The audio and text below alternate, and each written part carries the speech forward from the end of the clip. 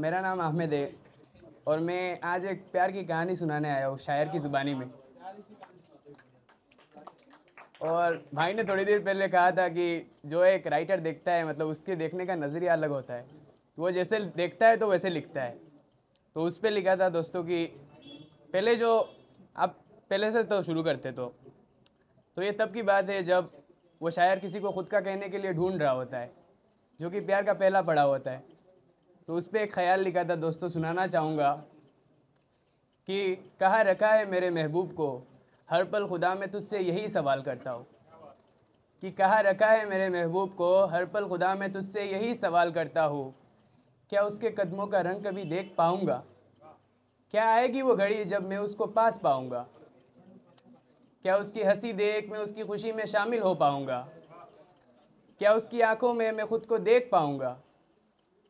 क्या आएगी किसी रोज़ जब मैं उसको खुद का कह पाऊँगा, या यूं ही उसकी यादों में बसकर खोया रह जाऊँगा? ए खुदा बस एक रास्ता दिखला दे, कि ए खुदा बस एक रास्ता दिखला दे, मेरी जितनी भी दुआएं बस उसके दिल में ठहरा दे। फिर आता है प्यार का दूसरा पड़ाव, जब आपको कोई अपना सा मिल जाता है और वो शख्स आपसे वैसे मोहब्बत करता है जैसे आप चाहते थे कि एक अरसे से कोई आपसे मोहब्बत करे। और प्यार में पड़े शायर को तो आप जानते ही होंगे,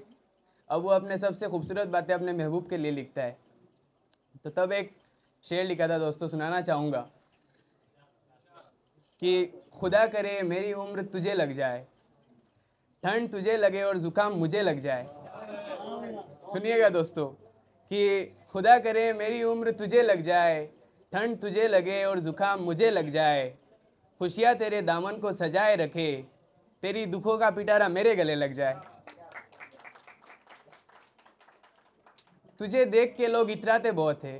खूबसूरत लोगों को देख के लोग इतराते हैं ना, तो वैसे मतलब तुझे देख के लोग इतराते बहुत है, वो हाय करे और नज़र मुझे लग जाए।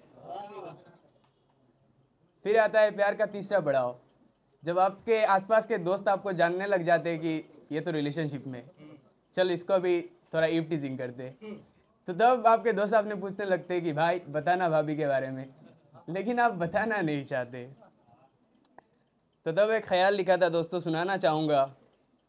कि दास्तान इश्क मैंने दिल में छुपा के रखा है, कि दास्तान इश्क मैंने दिल में छुपा के रखा है, उसको मेरा ज़माने में बता के रखा है। वो छुपा हुआ नूर है मेरे जज्बातों का, गौर से सुनिएगा दोस्तों, कि वो छुपा हुआ नूर है मेरे जज्बातों का, उसके हुस्न को मैंने ख्वाबों के दीवारों में सजा के रखा है। और किसी दिन वो आते हैं आपसे मिलने और आके आपको गले लग जाते हैं और कुछ खुशबू रह जाती है उनकी आपके कपड़ों में। तो उसमें अगला 2 लाइन लिखा था दोस्तों कि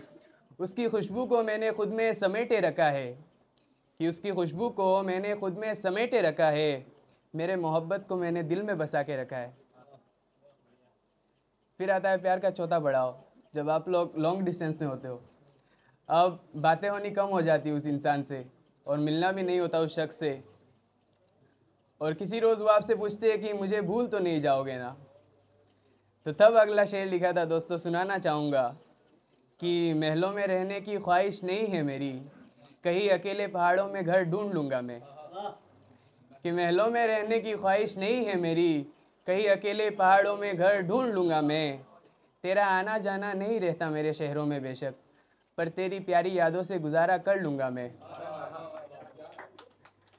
हमारी बातें नहीं होती अक्सर, मत समझना तंग हूँ मैं, कि हमारी बातें नहीं होती अक्सर, मत समझना तंग हूँ मैं, तुझे छू कर आई हवाओं से गुजारा कर लूँगा मैं।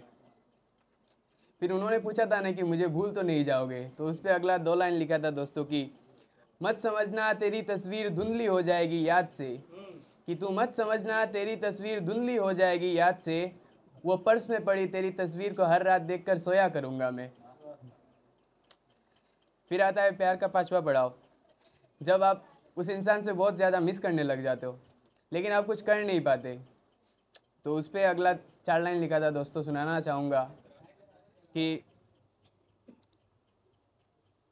उस पर 4 लाइन लिखा था दोस्तों, सुनाना चाहूँगा कि उसकी यादें बहुत सता रही है आज, काश उस दिन उलझन और बेचैनी साथ ना लाता।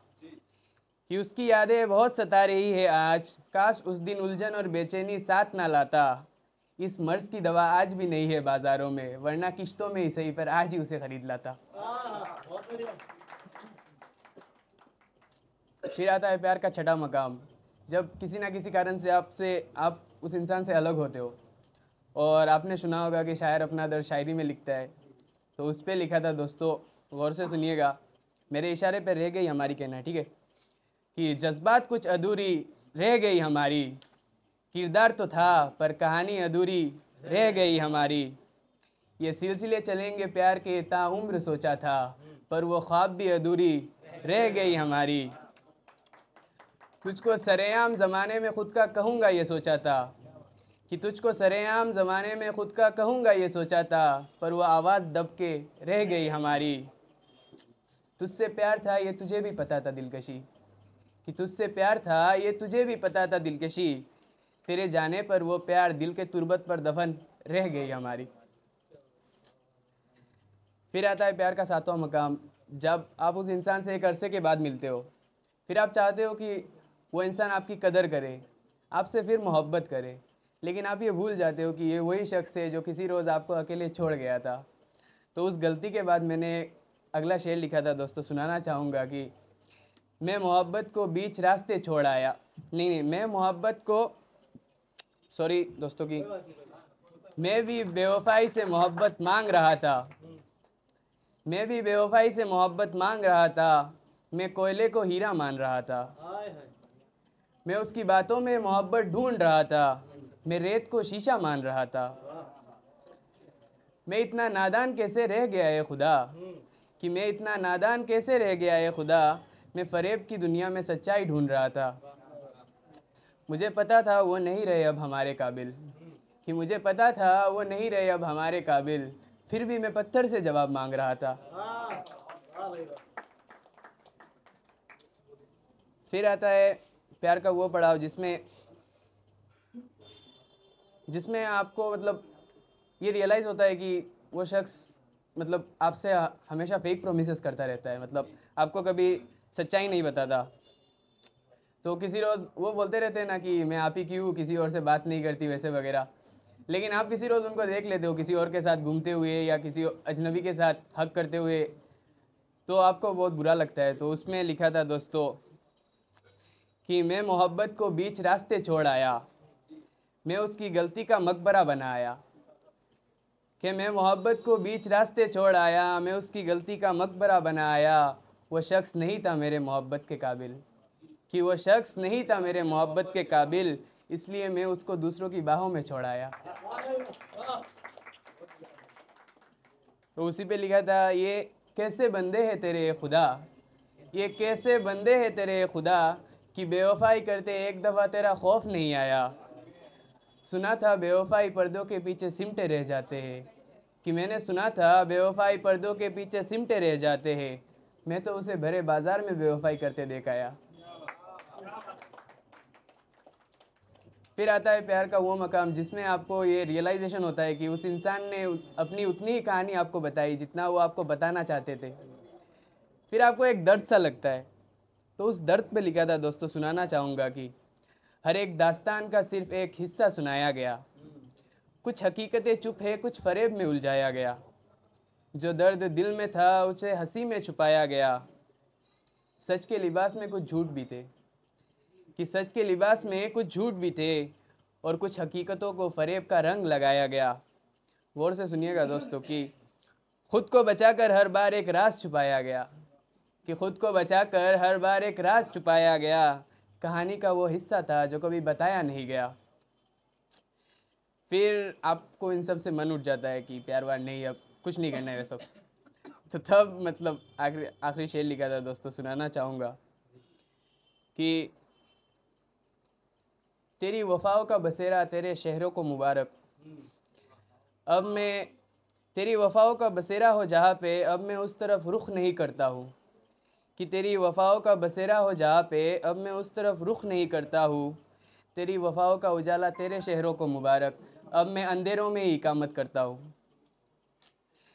अब तेरी बातों में मैं नहीं आता इम्तियाज़,